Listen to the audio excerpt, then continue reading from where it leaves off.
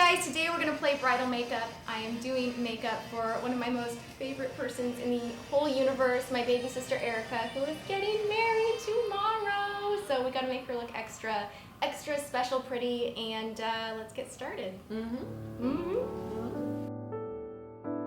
First things first, I am going to prime her skin so that her makeup lasts all day long. This is such an important step when you're doing special occasion makeup. You never want to skip out on a primer, so always apply something. This is the 15-hour stick primer, Stay Flawless from Benefit, and I'm just working section by section. You can do the whole face, it's fine, but you're supposed to do section by section. Now I'm using a round top kabuki from Sigma. This is a synthetic brush and a water-based foundation from Chanel, the Vitalumiere Aqua. And I'm just blending a thin layer across the face, making sure everything looks natural and seamless, and then I'm moving on to a little bit of eye primer because we want to prime the eyelids as well. Now while that sinks in, I'm going to work on her brows, and I'm using a brow pencil from Anastasia of Beverly Hills that has a spoolie on one end and your brow pencil on the other. And I'm just going to kind of fan the color up to the high point of her brow on the under part of her brow and kind of work out on the tail, and then line the top and cheat a little bit where that high point is to create more of an arch, and then I'm dragging the color through. I'm going to brush again with the spoolie. I kind of repeat that process. I add color, I brush, I add color, I brush. Now I'm taking a wax and a little bit of brow powder and essentially doing the same thing but filling in the brow itself a little bit more. And I'm going to brush through once again, just keeping things as natural as possible, and layering is a great way to achieve that. I'm taking a small tapered brush from Sigma, I love this, and I'm taking Tease from the Naked 2 palette in the crease, and I'm just buffing and blending right through her crease and kind of dragging a little bit on the lash line as well, focusing all the color on the outer corners of the eyes. Taking Sigma's large fluff brush, I am going in the Meet Matte Nude palette, grabbing some light shades, and I'm going to press this all over the lid and just under the brow bone as well, just kind of laying out my framework. We're going to add more color. I'm taking another blending brush, and I'm taking kind of a chocolatey light brown, and I'm buffing out those edges. Once again, we're going to layer, blend, layer some more. I'm now taking a totally clean blending brush, and you see I'm holding the brow up and I'm kind of fanning that back and forth to really buff out the edges, make everything look really blown out, really soft, like it's natural shadows. Now we're taking a synthetic brush that's actually supposed to be for concealer, and I am placing some pigment from Armani all over the lid. The shade is number 4 from the Eyes to Kill little pigment pots, and it just looks gorgeous. Now I'm going back to Meet Matte Nude. I'm grabbing kind of a matte plummy kind of taupe shade and working again on the outer corner with a small crease brush, buffing and blending just on that outer corner, that outer V. Now I'm going to take a champagne highlight and I'm going to press it just on the inner lid, and you see again I'm kind of lifting her brow up a little bit and just patting right where I want it to look like light is naturally hitting. Now I'm taking a sage green liner from Pixie, and I'm just kind of smudging that on the lash line to give a little emphasis to the eye.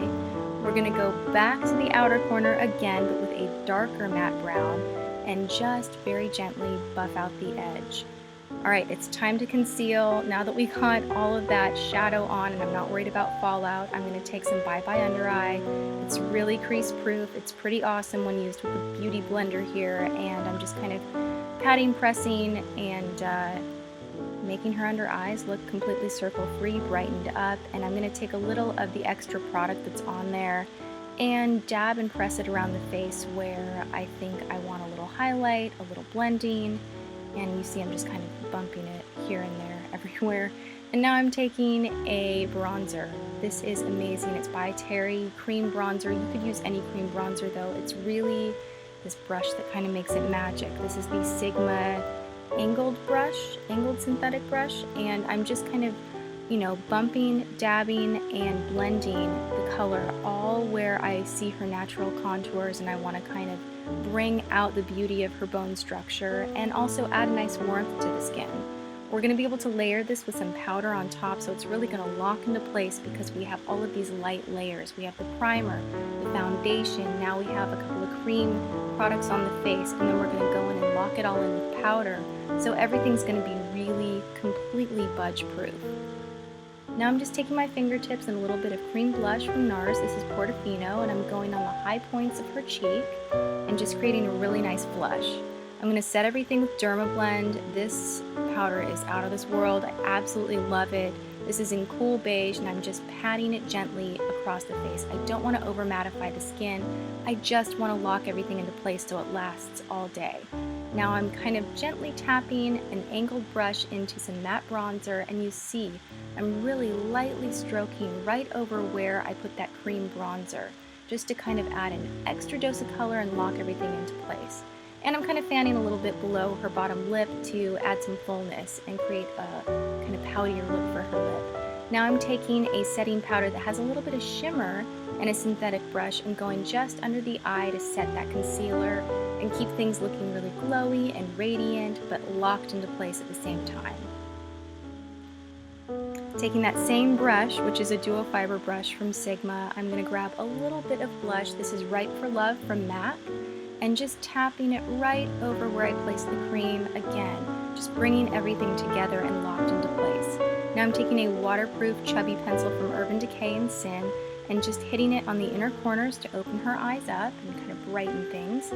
And waterproof mascara is a must for any bride. I'm using Neutrogena's Healthy Lash. It's completely waterproof, and I'm just hitting the top lashes and bottom lashes.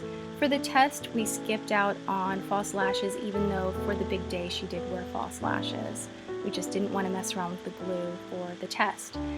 So here I'm just applying a nude lip pencil. This is from IT Cosmetics. It's waterproof. You see a theme here. I like a lot of waterproof products when creating a bulletproof look. And now we're taking one of her favorite lip colors. I'm applying it straight from the tube because this is her own personal shade. And then I'm going to kind of highlight the center of the lip with some cream products from Nars.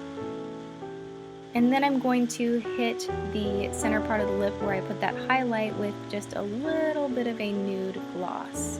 And that's just really going to pull it all together and make her lips look fuller and more three-dimensional. And I love layering even when it comes to lips. So there you have it. You'll see, whether she turns her head left, right, it just creates a nice full pout.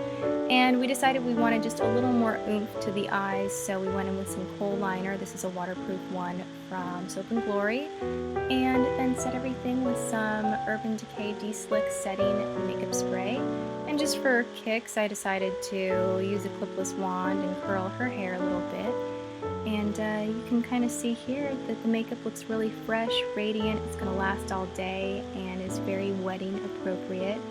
I went back in with the Beauty Blender and just kind of dabbed and reset a few things, and then I took some Urban Decay mattifying powder and just kind of hit her T-zone really quickly, and she was all set to go. And this was the look. I hope you guys enjoyed watching this. It was a beautiful wedding, and thanks so much. I'll see you guys next time.